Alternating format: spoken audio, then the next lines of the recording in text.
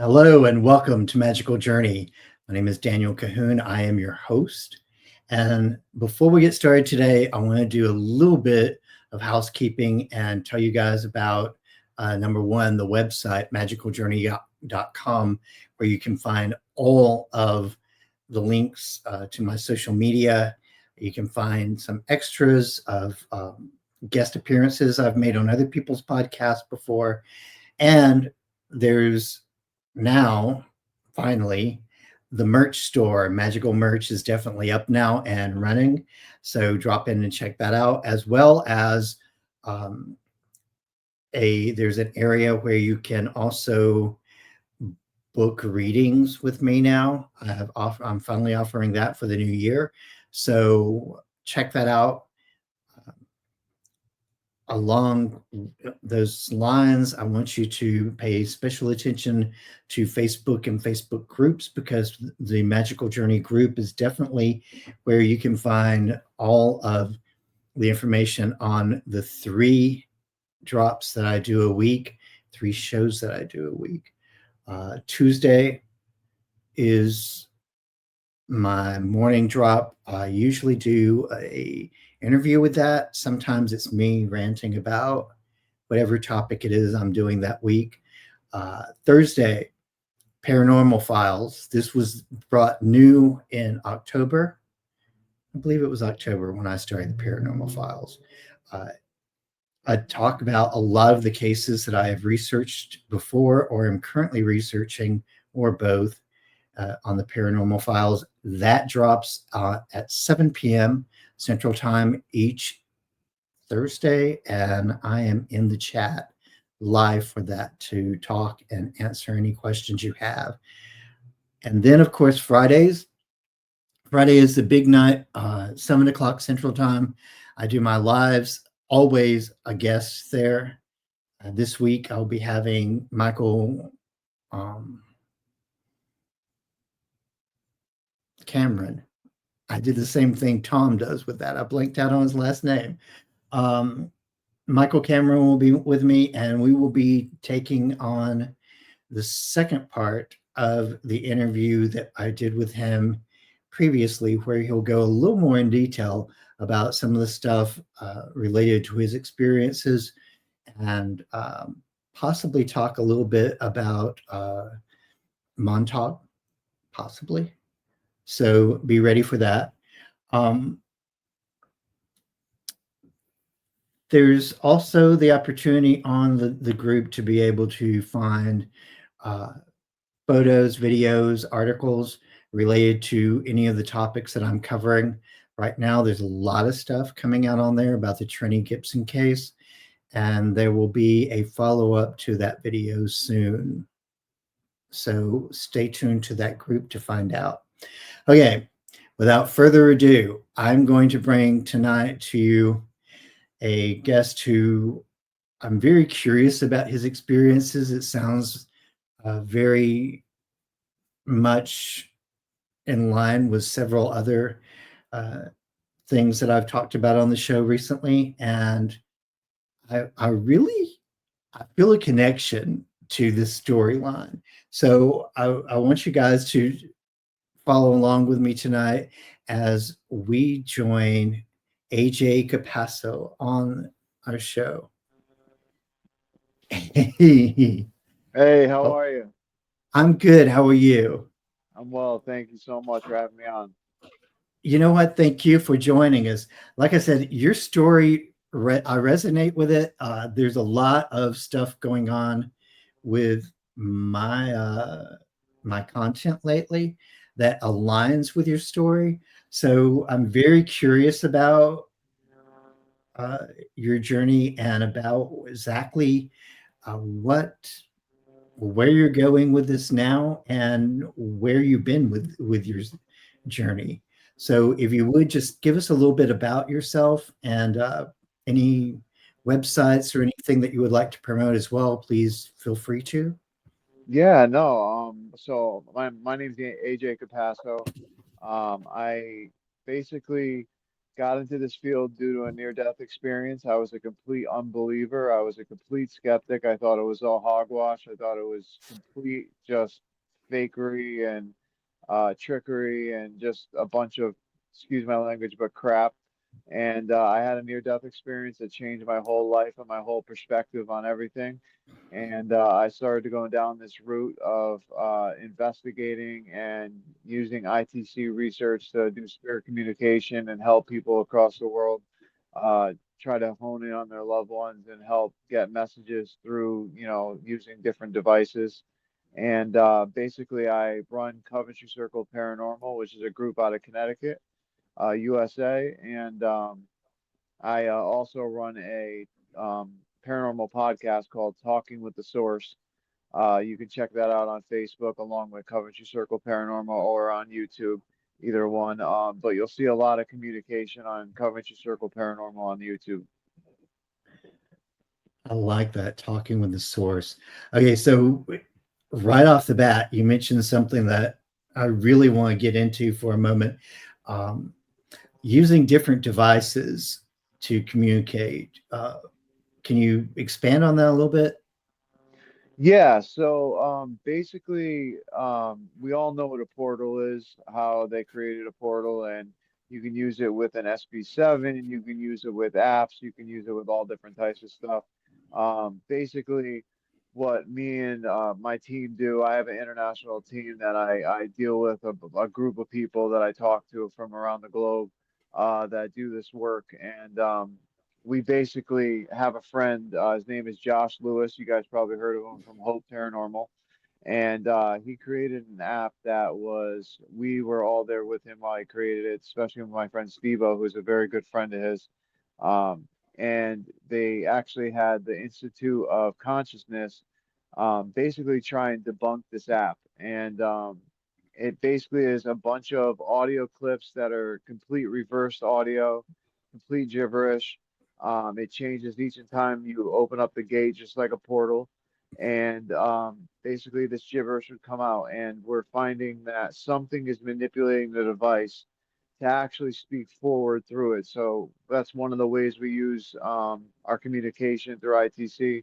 We use other various apps that, we try a lot of different things out in the app world because we believe that if spirit can like speak through a frequency on the SB7, the frequency that's given off of on a phone or on a tablet or on a computer has to be greater than the frequency of the SB7. So why can't they manipulate that type of device? So we use everything from portals to SB7s to apps. It all the varies. Wow. The technology end of that, it seems to be really important. I know um, I use anything from like simplistic stuff like cat balls and pendulums all the way to spirit boxes and that sort of thing myself whenever I do communication. I love the cat balls. The cat balls are amazing. They are fun, if nothing else, and Yeah, I've actually got them to move cat balls before, like that is physically move awesome. them. Uh, to be honest with you, it's something I saw a friend of mine do on one of his lives once. He asked them to move, and they more than moved. They took off with it. Basically, it was crazy. So Wow. yeah, so the using technology for communication is definitely uh, it's one of those areas where it brings it to um, I think it brings it to a point where even the biggest skeptics kind of have to go. Yeah, Maybe there's something going on here. definitely. Um, Now you mentioned to me while we were just talking um, that you had experienced some near-death experiences. Yes, yes, I experienced one that I remember. I ended up so I got involved with a crowd that was addicted to painkillers, and I ended up fracturing a vertebrae in my lower left lumbar and got prescribed it. And this was around the time when the opioid epidemic started to come around. And Mm, basically, my doctor shut me off immediately. So I was buying them off the street. I ended up getting so into it that I switched over to snorting heroin, and I ended up dying 12 times.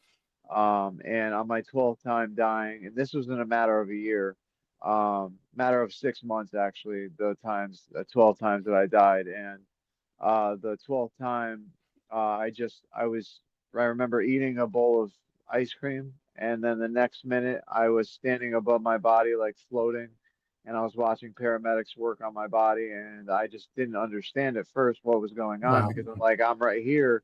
Well, how was my body right there? Because I felt like Right. I felt like I had a body, like it didn't feel any different than I feel now. And then all of a sudden I was sucked through a tunnel, and in this tunnel, as I'm going up, it was like hyperspace is the best way I could describe it. I was seeing flash images come up in my face very, very rapidly.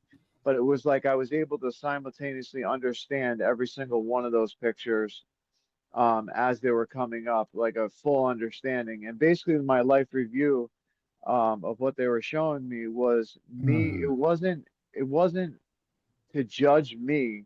It was me judging myself through the eyes of the people that I hurt. And I saw from the beginning of the creation to the end of my lifetime. And it happened so quickly. And then the tunnel opened up into this magical, beautiful place with vibrant colors. The best way I can describe it in human terms, because it's unfathomable. Basically, it's like an untouched wilderness somewhere in Canada. It's like where no human is touched. It's just beautiful. The only difference is the colors are vibrant. There's different color like flowers that like I've never seen these colors before. Um, it's just and it's amazing. And then all of a sudden, I was approached by this light being that I couldn't look into, but I telepathically heard a deep man's voice, and he said, "What are you doing back here? It's not your time." And before I could even say a word back to them, telepathically, I was sucked back down this tunnel, and the paramedics had hit me with the paddles, and I had sat up and was like, "Where am I? Where am I? Where am I?" I was freaking out, and they had to hold me down, and they brought me to the hospital, and they didn't think they were just like, "Oh, it's the drugs," and I'm like, "No, listen." And I told them something that they were saying during the time when I was supposed to be dead, when they were speaking to each other, and the guy got freaked out and totally just mouth dropped, and he didn't say a word to me. But the weird part was when I first was out of my body, and I'm floating over my body here. I'm able to be in every part of the room that I wanted to be in within a mm, matter of a thought.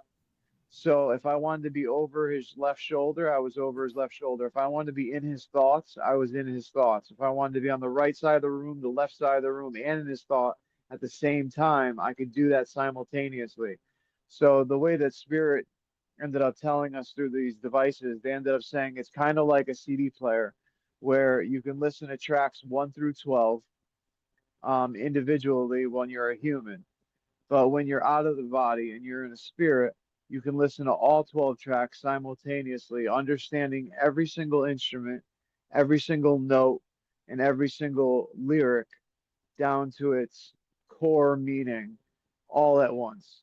And I found that so fascinating because that's exactly what I experienced. so you said something just uh, as you were really starting to talk about this experience that I found it was actually a very beautiful way you put it about judging yourself. Could you repeat that again? Yeah, so basically, it wasn't you judging yourself or God judging you. It was you judging yourself through That, the eyes of the people that you hurt. that, that was a very, I think that is probably the most amazing way of putting that I've ever heard somebody speak. Thank you for that, because No, it was like literally, this to me is kind of the if you will, the big take home uh, to near death experience, because a lot of people get caught up on the judgment factor in death, yeah, but what they don't understand, and what we tend to on a daily basis just kind of like ignore and put in, in the backdrop of our mind, is it doesn't really matter, is how we interact with other people and how those interactions impact other people. And I yeah, think that is key. That is so key. What you just brought up is very key to, I feel, to the process of life itself, to transmutation, to being able to evolve and yeah, grow as a person. Um, yeah, now, definitely. so I have to ask, just out of just because, more than anything, I guess. So, how are you doing as far as your journey of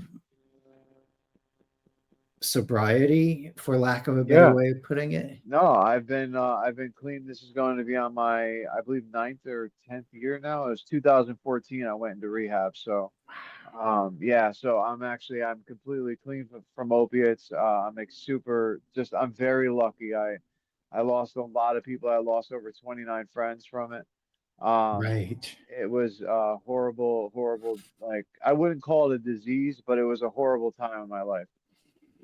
Yeah. Congratulations on that long of a period of being out No, yeah, thank you. I mean, I the, tell you what, with the fentanyl and everything going around on the streets nowadays, it's so scary. Like, I mean, it literally scares the daylights out of me. And like, when I see people, like I've had to Narcan people and bring them back to life, and it's a very scary thing, yeah. you know. And it's like it's sad because back in the 60s or back in the 70s, drugs were not meant to be this killing thing, this killing machine like it's made out Right. to be today. You know what I mean? Right.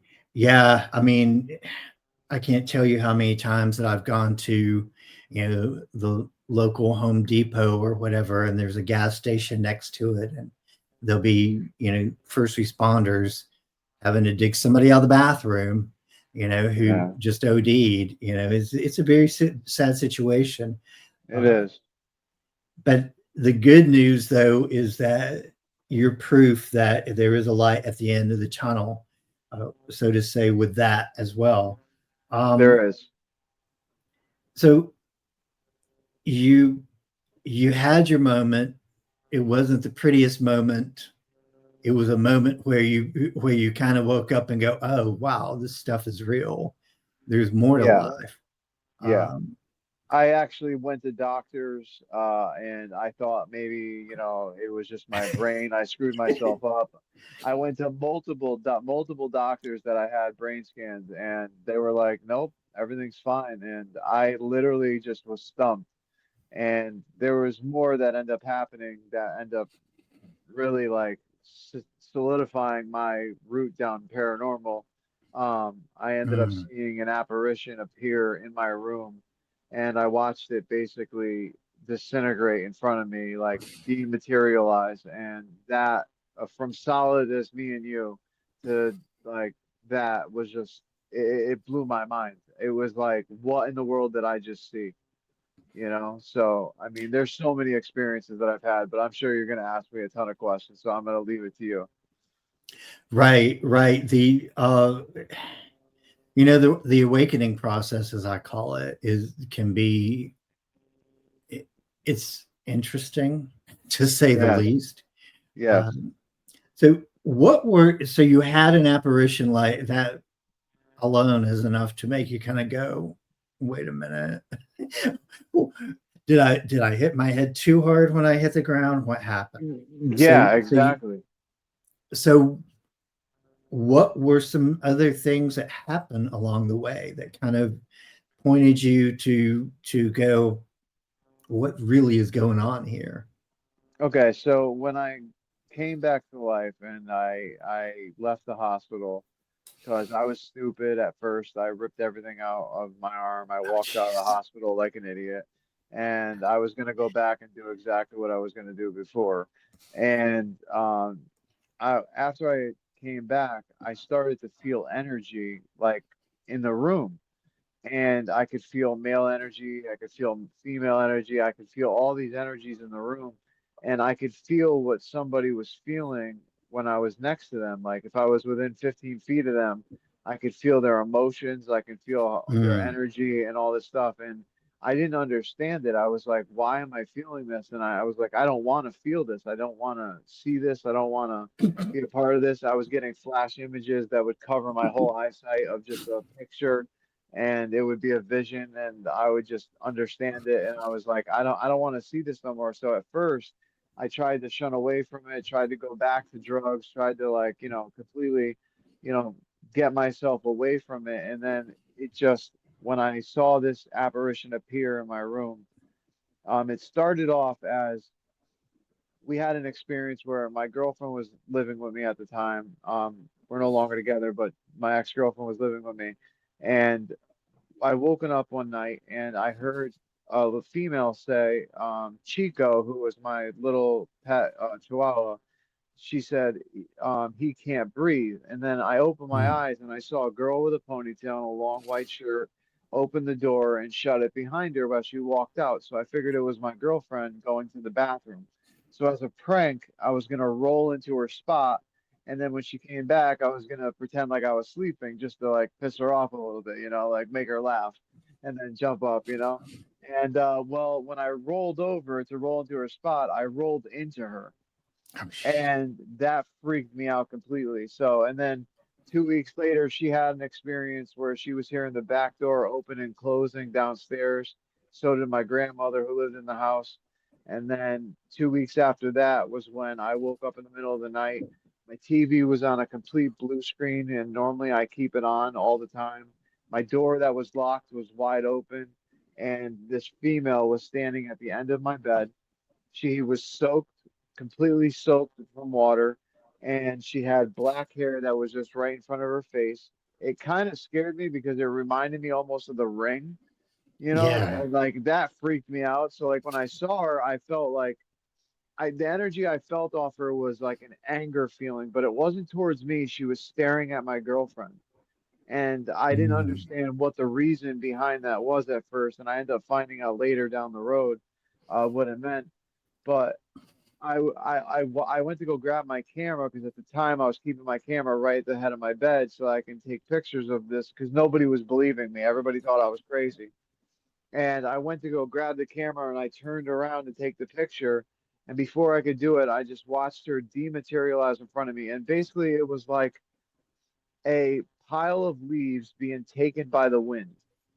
Wow. And it was the craziest thing I've ever seen. And then 2 weeks after that, I told my grandmother about it. She was like, "Yeah, okay, whatever. You were just sleeping, you were sleeping and you had a dream." I'm like, "Okay." So 2 weeks later on a Sunday, I'm an Italian family, and my family has Sunday dinner. So everyone's over the house, and all of a sudden, in our dining room appears the same girl, but only she looks beautiful. She's in a white dress.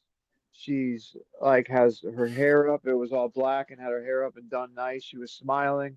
And what was crazy was is that the whole room filled with static electricity to the point where you could feel your hair stand up from your toes to the Mm. back of your head. And everyone in the room turned, saw this apparition solid as me and you, and then watched her dematerialize again like a pile of leaves being blown in the wind, and my family bugged out.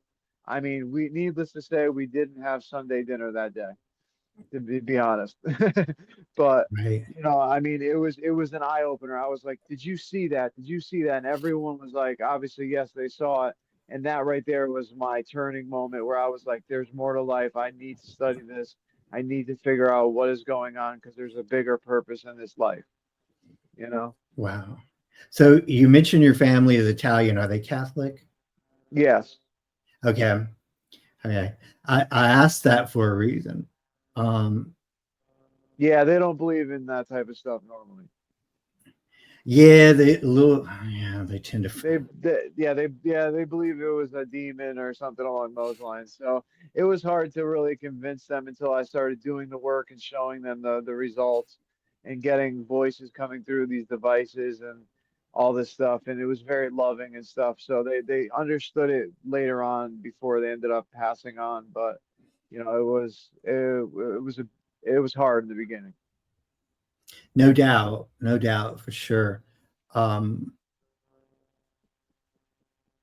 you mentioned having uh, a kind of experiencing some empathic uh, experiences there. Do you currently have? Do you consider yourself an empath at this point? At this point, I would say yes, because I still experience everything that I described to you. It's it. I mean, it's the only way that I can really describe it is to say yes, I'm empathic. I don't like to say it. I like to say more that I'm sensitive, because sometimes I see, feel, and hear. So it's just I don't have a way to turn it on and off. It just kind of does it. So Right. I don't know how to control it. So that's the one part that I wish that I knew how to control it. I feel that. Um, have you experienced any other gifts? I've experienced prophetic dreams. Mm, One of the dreams I had was when the tsunami hit Japan, I believe it was. I had a right. dream that I was on the beach and I was when the water receded, me and the locals, we walked out onto the beach and we were seeing fish flop and everything. And all of a sudden, the lady screamed. And when she screamed, we saw a huge wave coming. And we turned around and started running towards the hotels. And right as the wave hit me, I woke up. And then the next morning, that's when it was on the news. I had a dream that a plane crashed and a little plane ended up crashing where I lived, and it was very scary. I've had those type of things. I've had, um, I've heard, my name being called without anyone being in the home. Um, all different types of stuff. Yeah, yeah. The prophetical stuff can get very alarming sometimes. I know. Um, Yeah. the do you when you go on these when you go on your investigations and so forth, or even like on a daily basis, do you practice any form of protection, or do you what do you do as far as kind of keeping your space safe? Basically, so what I do is when I'm going into an investigation, before I go into the investigation, I will one put my hand on the ground, if it's an outdoor location or if it's an indoor Mm, location. I'll put my hand on the ground and I will close my eyes and I will thank the ancestors. I will thank the Indians. I will thank, my spirit guides. And I ask for protection during that. And then I also do a short meditation that I envision a white light coming from the center of my heart and expanding all the way around my body, about 15 feet mhm. around about my body, and and then I will proceed with the investigation. And there, I feel that I'm protected enough. Do you ever feel like that you have hitchhikers with you when you've left an Oh, investigation? all the time, all the time. I have a kid that's with me right now. I live in a 144-year-old house right now, Hmm. and I have a little kid named Ethan, and my buddy who came here is a psychic just picked up on him the other day, and he was like, "Yeah, there's a little boy with that starts with E that follows you around." And I said, "Yeah, that's Ethan." I said, "He's from the cemetery up the street." I said, "He followed me home, and he likes to play with my nieces at the time when I was living with them, and now I guess he loves the dolls that are here, the old school dolls, and there's a lot of antiques here." So I mean, he's always with me, but Yeah, I pick up hitchhikers, and it's all right. None of them are mean, Mhm. none of them are bad. They're very loving and very funny sometimes. So, They're very busy around your house too. Like, yeah, I've noticed that as you were talking, is like there's energy flowing all around you there. Um, yeah. yeah, definitely. Uh, So let's talk a little bit about the investigations. And what, first of all, how did you? What led you to start to investigate uh, cases in the beginning? What was that thing that made you go, I think this is what I want to do? To be honest, it was a multiple things. It was I wanted to make sure one, I wasn't crazy and that other people are experiencing what I was experiencing. And another thing is obviously watching TV shows, I was like, you know what, I want to start doing this work because I want to see what evidence that I get because I don't trust what I watch on TV.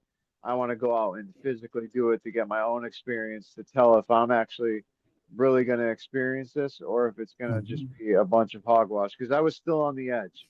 I was still teetering Right. with, if I wanted to be the believer or if I wanted to be the nutcase, as I put it, before Right. I put it all together. So, you know, Wow. You have just a very beautiful energy about the way that you go about you've gone about your journey up to now. Uh, thank you. when it's like the standing on the edge, kind of the brink of discovery, and having a healthy dose of skepticism along the way. You know, that's I find that to be probably one of the most refreshing. The worst possible scenario is somebody who just jumps in and go, okay, I'm a believer. That's all there is to it. Yeah. Because then you kind of lose, I feel like, a little bit of the you lose a little bit of the almost mystical. uh, Yes. you know what I'm trying to say? It's just Yes. like Yeah. there's this childlike innocence that comes with all of this, Yep. and Absolutely. the wow Yep. factor. Yeah. The mystery behind it. Right, right. So when you first started out, what's one of the experiences you had that was a little bit challenging for you? Oh man.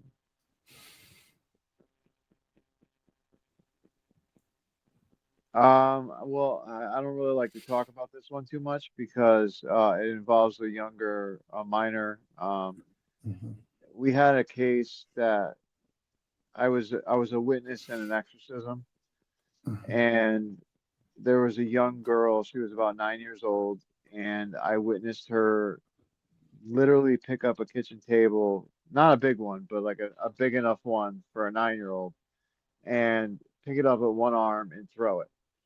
And it took five of us to bring her to the ground for the father to do his rites. And I've never experienced any type of evil like that ever since or ever before. And that was something very challenging. And that's not one of the reasons why I got away from doing investigations at homes, but I would say that it definitely had. Did you hear that knock? I heard something. Was it a knock? There was something going on behind you over there. There's nothing. There's nobody home at this house. That was Yeah. weird. Okay. I Anyway, told you they're but busy around you. yeah. Well, it's weird that I'm talking about this that I never talk about. But so she, she did her. They did the rights and she was fine. But it's kind of the reason why I got out of the um home, like type investigations. It kind Mhm. of like not made me nervous in a way. I mean, I did more after it, but it just made me realize that like this is not something to screw around with, and Yeah. this is something to take very seriously and something that needs to really be focused on 100%, and I wanted to grow myself before I went back out and started doing certain home investigations, you know? Right, right. Yeah, it's very interesting to when you're faced with some of the energies like that. And I've seen them literally like blow up electronics and all kinds of things. It's really kind of weird. Yeah, they can do some crazy things. And people don't understand, like, they think that they watch it on TV and they think, oh wow, it's no big deal. But electromagnetic energy just in itself can cause so much stuff wrong with the human body, from sickness Right. we're dealing with. It registers on our electromagnetic field, you know. Your sound keeps cutting out whenever you talk about that. That's Oh, interesting sorry. too. That's interesting in Yeah, did itself. you can you hear me now? I can. I can. It was right at the point where you first started talking about electromagnetic energy that the sound started dropping real quickly. I was like, hmm, who does not Yeah. like that? Yeah, Um, yeah, see that I always have this happen for some reason when I start talking about stuff, and it's I love it. It's fascinating to me. Like, I don't find it scary. I find it absolutely fascinating because I believe that, it's like, are we dealing with spirits? Are they call themselves spirits, but are we really dealing with spirits? That's what I want to know. Are we dealing with that? Are we dealing with interdimensional beings? Are we dealing with, say, aliens? Or, like, who knows? Because they call themselves spirits, and mhm. that's what the energy that I get. But what is this energy that we talk about? You know what I'm saying? And I was wondering, do you think that sometimes too? AJ, you know what? I gotta be honest with you. Like some of the stuff that I've seen, Yeah, some of the evidence that I've experienced, I have to say that I think sometimes it's a little bit of a lot, if that makes sense. yeah. Like, have you seen photographs when people have taken photographs and there's kind of like really in the middle of nowhere, all of a sudden there's this kind of like weird ripple effect going on in the air. Oh, yeah, yeah, yeah, yeah. So that ripple effect is kind of the beginning of a portal opening. And Wow. if you notice sometimes, especially if they are clever enough to have the sequence shutter on where they take multiple pictures back to back real Yep, rapidly, you'll yep. notice that like in those sometimes you'll see a manifestation of something starting to come through, which in those cases I tend to want to believe that those are interdimensionals. Yeah, Um, One of the things that's very interesting too is if you ever notice apparitions, especially in photography and video, um, sometimes it appears to be multiple entities joined together to create one form. That is very interesting to me. Uh, yep. in those cases, I'm wanting to believe that those are really spirits. Yeah, Um, no, no, definitely. And you know what? I actually have I've had a what they call themselves, and through the spirit box on my end, is they call themselves a group of consciousness. mhm, And they'll come through and they'll have one person that actually speaks, and then they'll say their name to me or whatever. I had one that was named Peter, and he was not the leader, but like he was the spokesperson, I guess you would say, for these group of consciousness.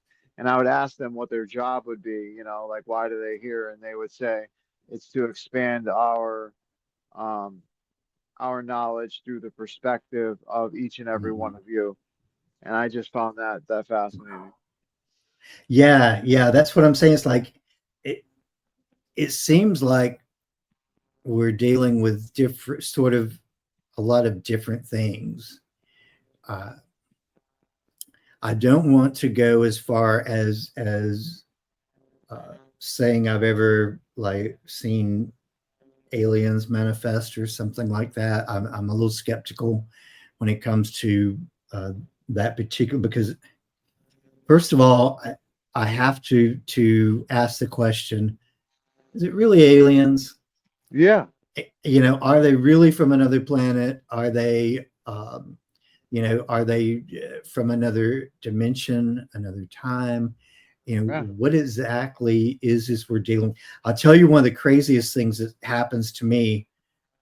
And when it does happen, I've had people ask me, have you had that checked out before? Um, like I'll be at a stop sign or something driving through a neighborhood, and I get ready to go because it's seemingly my turn, and all of a sudden I'll hesitate and stop because there's something large, like a large type of vehicle coming right in my direction. Wow. You know, or I'll be walking down the road and uh, walking down the sidewalk or whatever, and I'll veer off to the side because there's somebody heading in the same direction that Yeah. I'm in or whatever, but they're not really there. I mean, they are, but they're not. So there's this tendency to see things and see people that are possibly in another dimension, the same place, same Yeah. everything, but different time and space. Yeah. So when those things happen, I kind of, like, the first couple of times it happened, I was like, do I really need to have myself checked out? Yeah. But Right. as as time went on, especially whenever I'm driving down the road and there's something like passing beside me or something coming in my direction or whatever that appears to be some type of vehicle or whatever, and it's moving, and I'm reacting to it. I kind of go, this is not okay. This should not be happening. Yeah. Uh, but Oh, that's yet, freaky. That's really freaky. yeah, yeah, you should be there experiencing it. It's I can definitely, imagine. it's kind of I've even, like, I came close to walking into a solid object one time too. That was it was on a path that I think I was hiking or whatever, and I veered off just before I was like going to walk right smack into it, and I felt like I was walking around the corner of a house. So yeah, there are times when things like that happen. I kind of go, okay, that's different. Uh, Yeah. yeah, it's definitely so. When it comes to, what are these things, what how to classify them, it's really hard to say sometimes. Yeah. How do how do these how do some of these beings react to you when you come in contact with them or you try to contact them? They interact very kind. They're very loving. I mean, they come through and I normally call them my spirit guides. I Right. have three of them. One of them's named David. He's a younger boy. He was around when I was a kid. I remember playing with him, as a child and playing hide and go seek.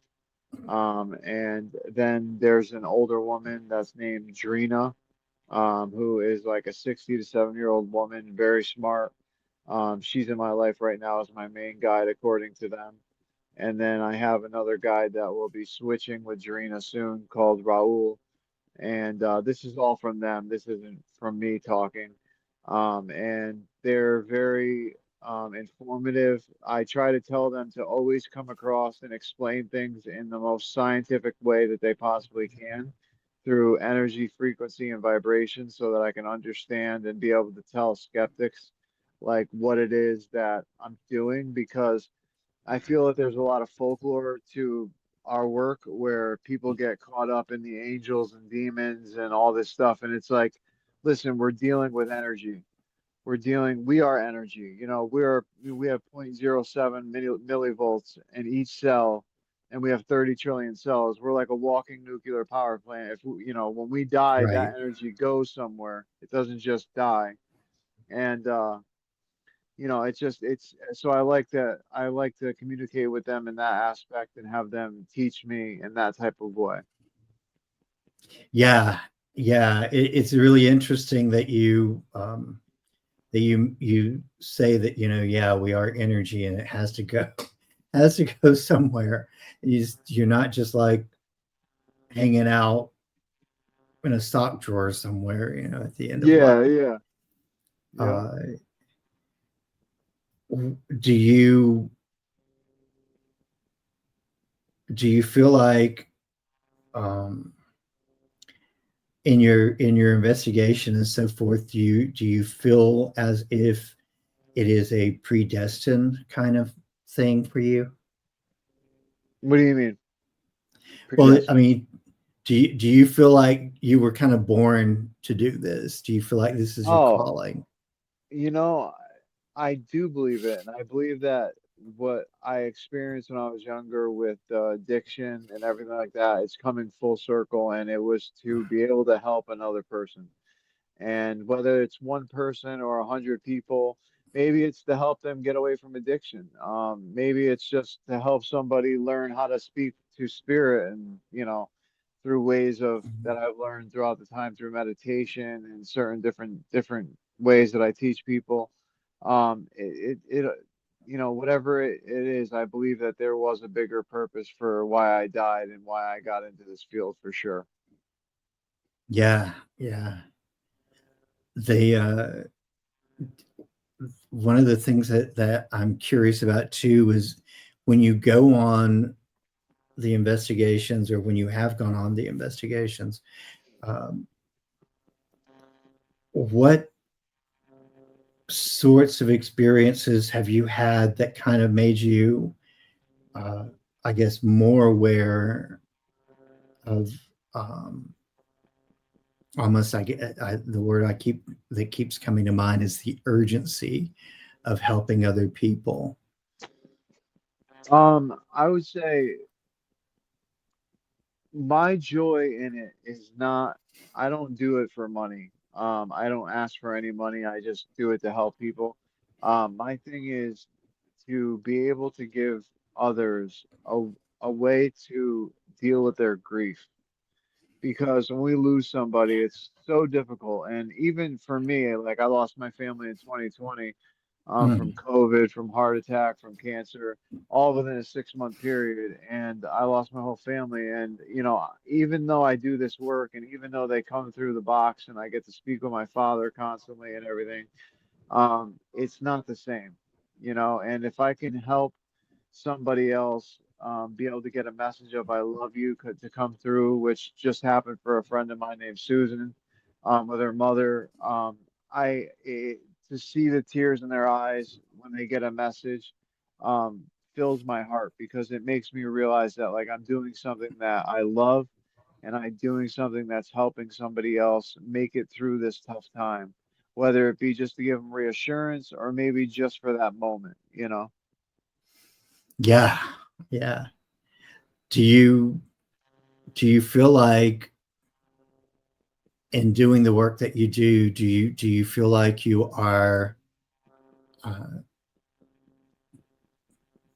kind of going through a period of, evolution and transformation? Oh, definitely, 100%. Yeah, like the awakening that I've experienced has been tremendous and it's still ongoing. But in the beginning, it was very intense. Mhm. Sorry, the cat's in the way. My apology. No, Um, she's fine. She's fine. but yeah, no, it was definitely an awakening and an evolution for sure, and it's still happening. I'm growing every day from this.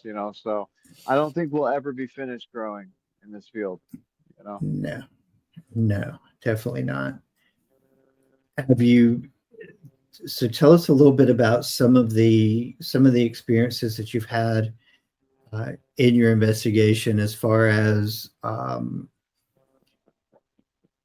things that things that have happened that was impactful to your journey, things that kind of,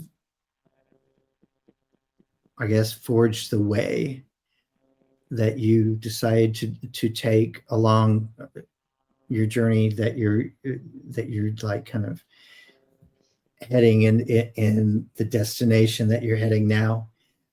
What were some of those experiences? Oh man, there's so many. One of the most frequent ones was my friend Robin's wife, who he's a host on my show. Well, he was a host on my show. He had to step away for a little while, but his wife passed away last year, Mm, suddenly from cancer, and we he asked me to do a session to try and connect. Now they live in the UK, and I did a spirit box session outside my house for his wife, and his wife, I believe, came through, and she said on Mother's Day, the crown. Now, in the UK, Mother's Day is different on a different day than in the US. Well, 6 weeks later from me filming that video was Mother's Day in the UK. And all of a sudden, he took a picture and he went away to Buckingham Palace with his family.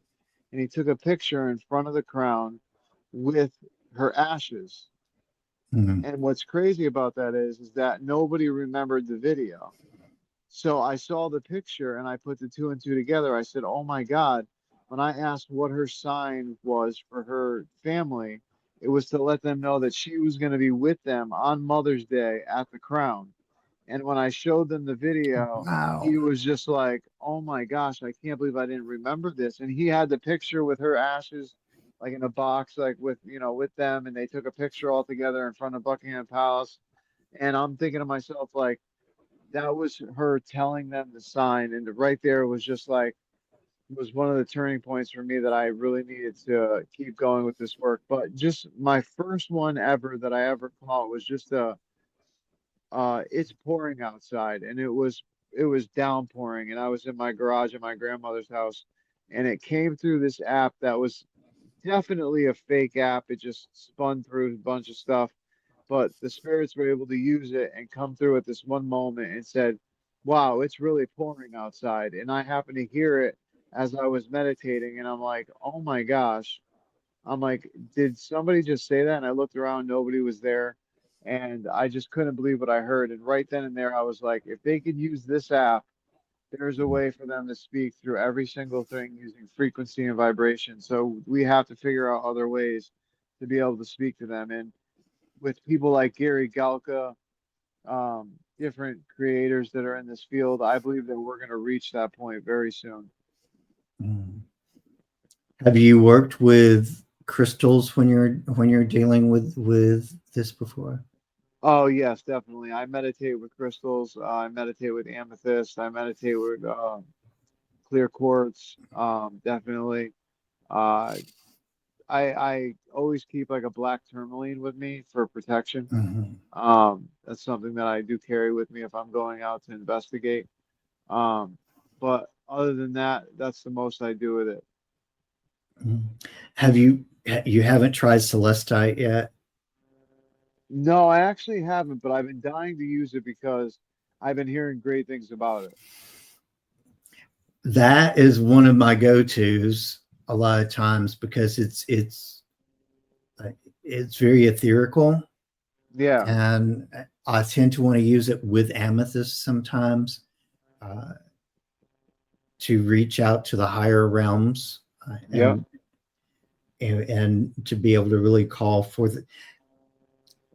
So one of the things that I do in my work is I call to the higher presence, the I am presence of the beings that I'm trying to communicate with, and using the combination of celestite and amethyst tends to, for some reason, really uh, bring a stronger connection in doing that. And I know part of that is that celestite works on in the Blu-ray. Um, it's not only protection, but it's the power and will of God. and then of course amethyst, which works in the spiritual, the transmutation, um, the violet flame, if you Yeah. will, tends to just, I mean, it's a seventh ray gem, so it does a lot, a lot to help in the communication process there. So I really encourage you to try to experiment with that if you feel drawn to it. Yeah, I definitely will.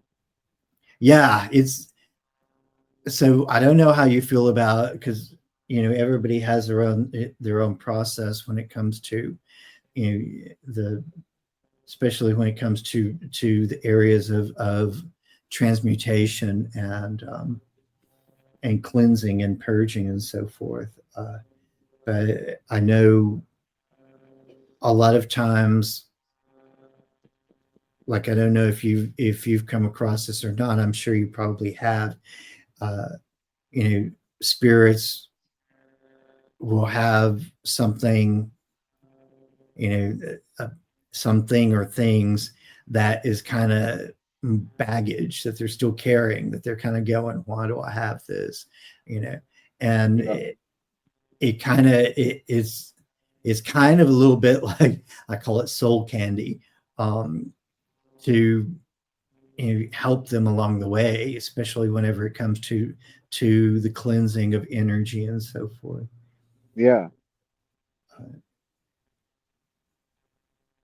In your in the time that you've done investigation and so forth, what are some of the things that you've learned along the way that's helped you evolve, that's helped you to understand a lot better, uh, some of those things that back in the day when you were going through, your experience with addiction and so forth, kind of helped you to evolve, uh, in a more spiritual way, in a way that's not so daunting. Hmm. That's a good question. Um, I'm gonna have to say one of the things that I've been taught is patience, big time. Right. Patience is key. Patience is definitely key. This work is not like you walk into a place and all of a sudden things start going crazy. It's like bass fishing. You never know when you're gonna get a hit, and you're just sitting there enjoying the day and hoping for the best, trying different lures. That's what I call it. But other than that, that's a good question. You kind of stumped me on that question, actually. That was a good question. So I actually don't have much to say on that one. It definitely is something to journal about, to think about, and Yeah, try to, just kind of bask on a little bit, from time to time. Because one of the things that I find, like, in our path, especially when you're dealing with, you know, you've got a hardcore case in front of you where somebody's going, dude, I really need somebody to help me with this because this is getting to be a lot. yeah, You um, when you're faced with a situation like that, being able to, uh, come to that place where you're reconciling your stuff along the way, to be able to get to the point where you can help the person yeah, who you're trying to help. uh, I think reconciliation is one of those things that's very difficult for us a lot of times in this path, because when we have to deal with our own ghosts, so to say, our own yeah, demons along the way, yeah, um, you helping those that are dealing with some serious manifestations at the time becomes kind of problematic if you are holding on to something, or something that no longer serves you is still hanging out there. Um, when you when you how when somebody's like trying to reach out to you, to do some work, what how do they go about doing that? Do they just kind of come up to you and go, dude, I got this thing going on, I need you to check it out? Or do they, you know, is there a protocol that they usually use to reach out whenever they want you to do an investigation? They'll basically reach out by email, and then I will ask them a series of questions to try and get background on what it is that's going on. Because you have to put mental health into a factor. It's really a big ordeal in this field. Very. Um, and you have to really vet out the ones that are doing it for clout or for fame, or like I said, the thing before that.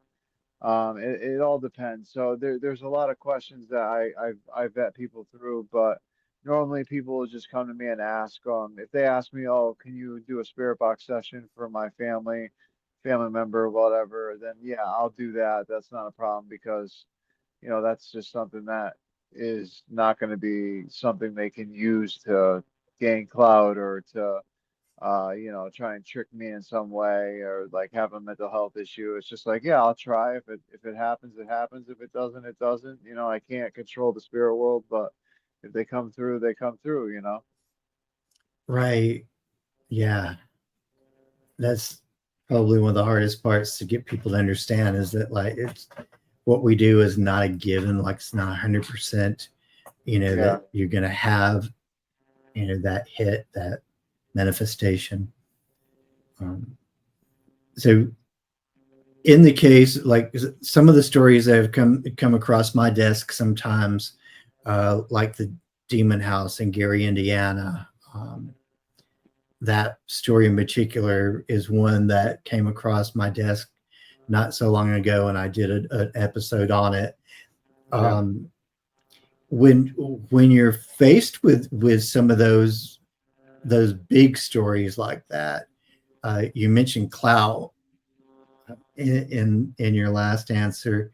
Um, how do you go about trying to weed out that which you don't want to touch from that which is like, I gotta go for this?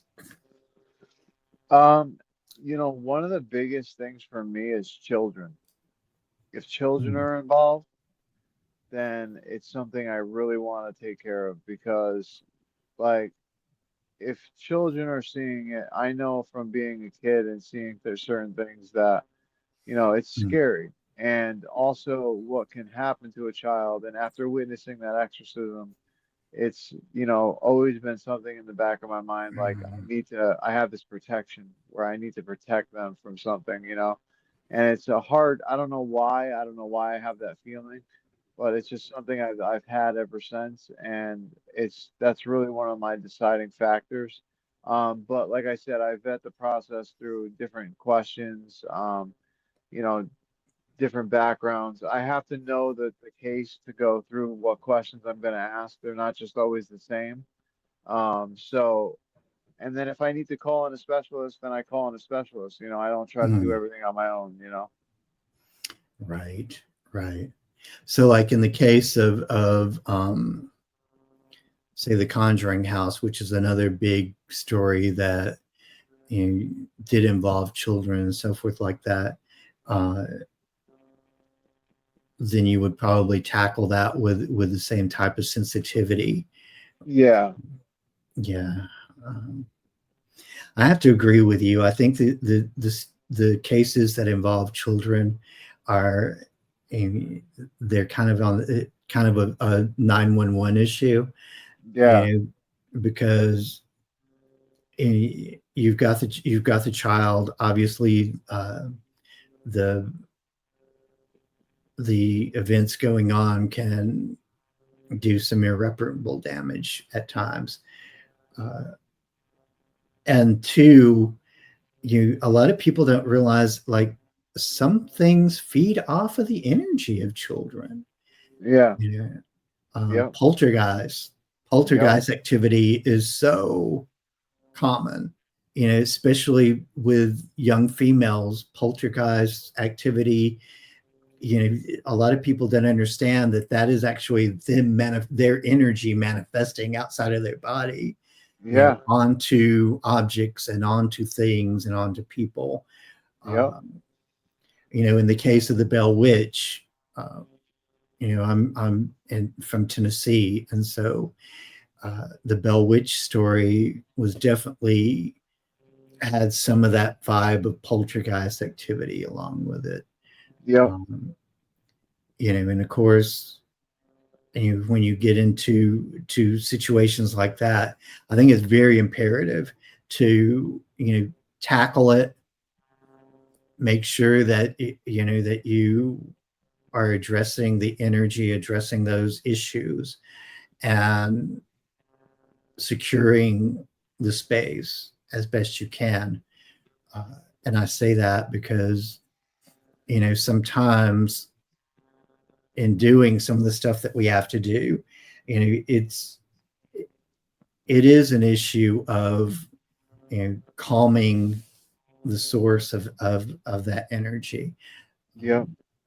And I think that is key. A lot of times I think a lot of people don't understand that when a child is the source of the energy, and it's their energy manifesting, causing these things to come about, it's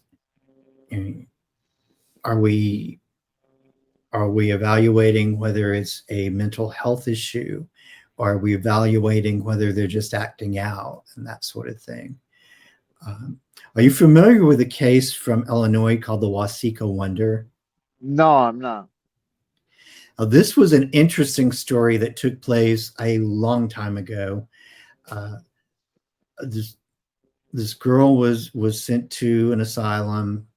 Uh, Things happened there. She expired while she was there. Uh, the town that she lived in and that her family was still living in, um, another little girl all of a sudden started having memories uh, of this child's life. She started recognizing people that this child recognized and so forth. Wow. There was a lot of things that started happening. So the little girl's parents took her to meet the family. And while she was there, um, she recognized things like the girl who had passed, recognized toys that she played with. Uh, she recognized, like, she went through the house and was like saying, this room is this and this room is that and so forth. She had memory of the house. She had memory of the way things were laid out and so forth. And Wow. it was so impactful to the family that they actually moved this little girl into their house for a period of time, because they Wow. were convinced that she was their daughter, that their daughter had taken possession of her. Wow. That Um, is wild. I never heard of that. I have to look into that.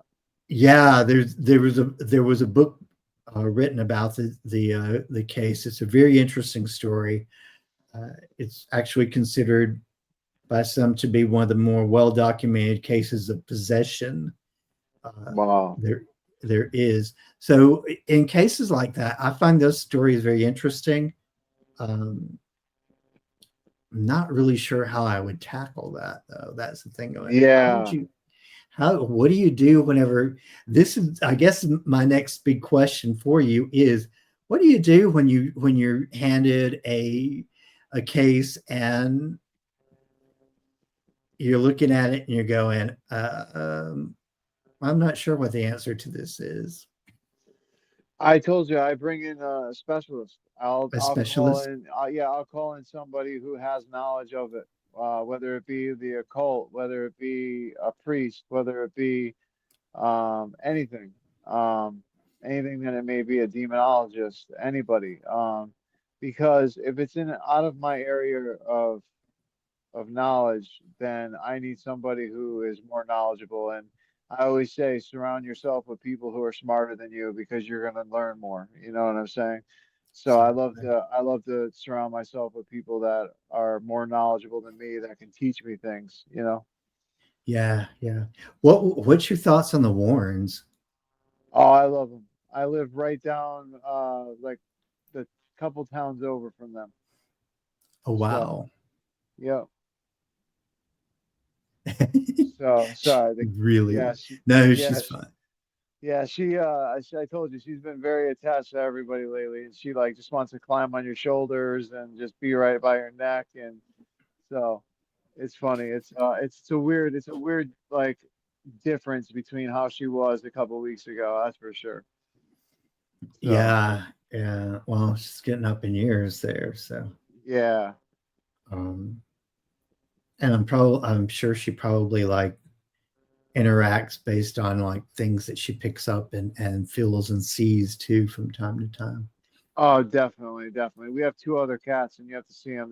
They'll be running around chasing something, and there's nothing there. Yeah, Right? it's pretty crazy. Yeah. Yeah, I had an aunt that had a cat, and she had a ferret before, and the ferret passed.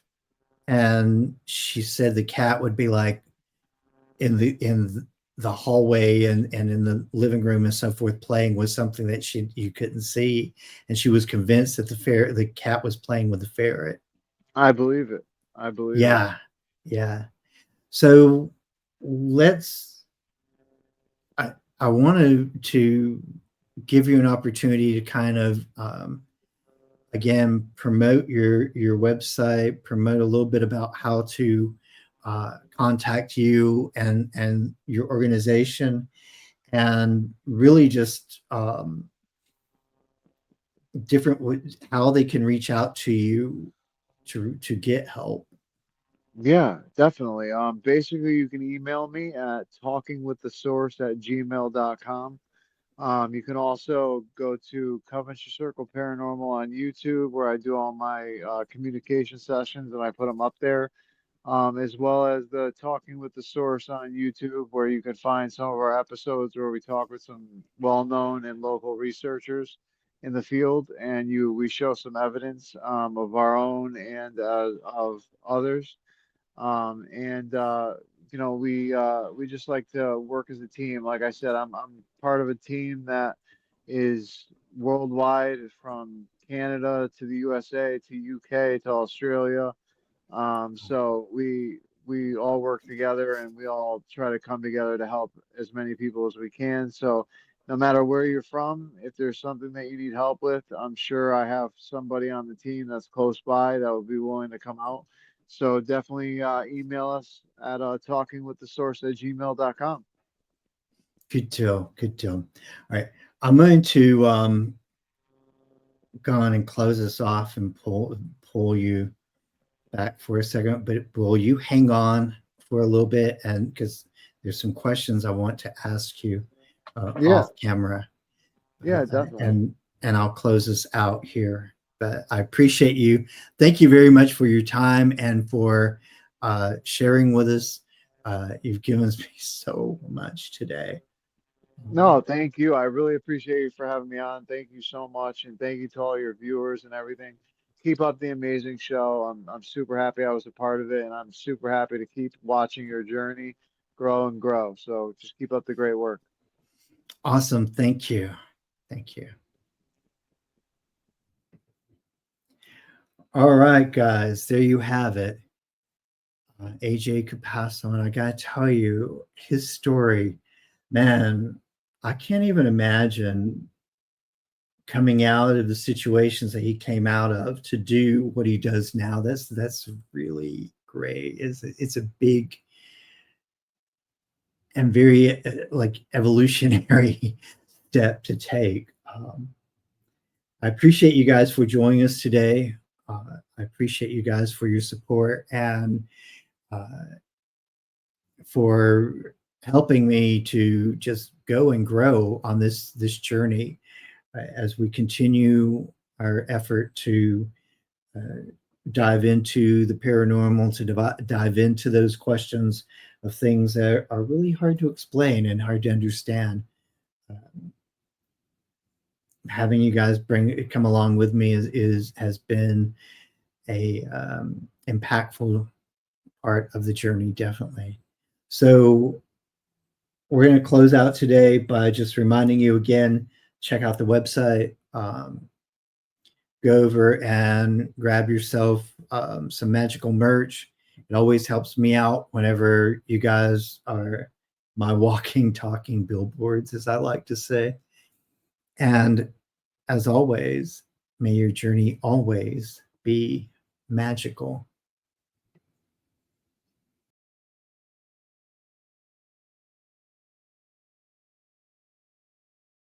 I've waited for so long to see when you come back to me. Through the wars and battles that were lost, we're born again, it's you and me. The rest is history. Past lives.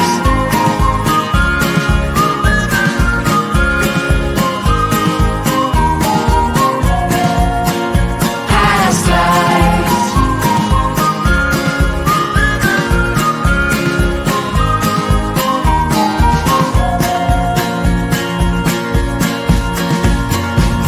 Did we dance together on different floors in 1500 or 1504? We must have been lovers, we must have been something in our past lives.